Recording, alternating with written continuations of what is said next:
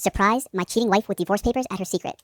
Hotel getaway affair. My name is Ethan, and I used to believe in fairy tales. Not the kind with dragons or castles, just the ones where two people fall in love, build a life, and grow old together. I met my wife Rachel in college. She was bold, smart, hilarious, everything I wasn't. I was quiet, calculated, a little too into computers and not enough into parties. But she loved that about me. Or at least she used to. We were married for 8 years. We had a cozy house, a dog named Milo, and plans to start a family.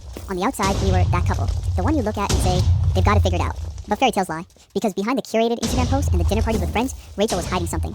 It started small. A little more time on her phone. More nights out with the girls. Less interest in me. At first, I chalked it up to stress. Her job in marketing had gotten intense. I tried to be supportive. I'd cook dinner, give her space, run baths, but the space only grew. I remember the night everything snapped into place. It was late, almost midnight, and Rachel was working late at the office. I was scrolling through Reddit, ironically reading a story about someone catching their partner cheating. That's when I heard it. Milo scratching at the front door. He only did that when someone had just come in. I walked downstairs, and there she was standing in the hallway, kicking off her heels, startled to see me. "Didn't you say you were at the office?" I asked. She froze. I was. I just got back. Stopped by to pick up a file. "You went to the office in heels and a dress?" I asked. Her makeup was still perfect. Too perfect for someone supposedly dealing with spreadsheets. She blinked. "Yeah, there was a client dinner." I nodded slowly, but something inside me broke not just suspicion, but certainty. I didn't say anything more that night. I didn't confront her. I went upstairs, lay in bed, and stared at the ceiling.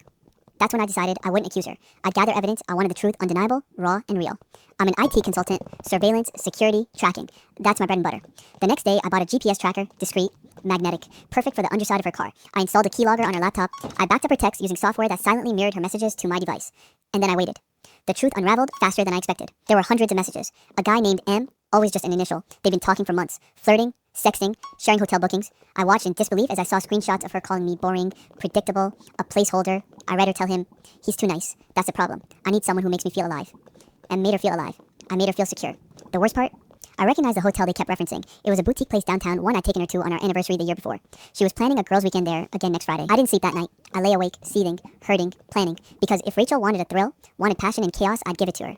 Just not in the way she expected. I called my friend Marcus. He's a lawyer. I asked him to prepare divorce papers with all the evidence attached. I'd already taken screenshots, compiled chat logs, GPS history, all timestamped and legal. Rachel had no prenup protection. Our house was in my name, so was the business. She'd walked into the marriage with charm, and I'd walked in with assets. Now, she'd walk out with nothing but regret. The plan was simple. Friday night, she'd check into the hotel thinking she was meeting her lover, but I'd be there first. Friday came faster than I thought. Rachel kissed me goodbye that morning, dressed casually, suitcase in hand, her face glowing like a teenager sneaking out to meet her high school boyfriend. "Have fun with the girls," I said, keeping my voice smooth. She smiled and replied, "We're probably just going to drink wine and complain about men." I nodded, watching her walk out the door like she hadn't just shattered 8 years of my life into a million pieces. As soon as her car disappeared down the street, I moved fast. Everything had already been prepared. The divorce papers neatly tucked in a black envelope, a backup hard drive of all her messages ready to go, the hotel reservation under my name that I had intercepted and duplicated. I made sure her room was still booked, room 214, and called ahead to inform the front desk that I'd be checking in early.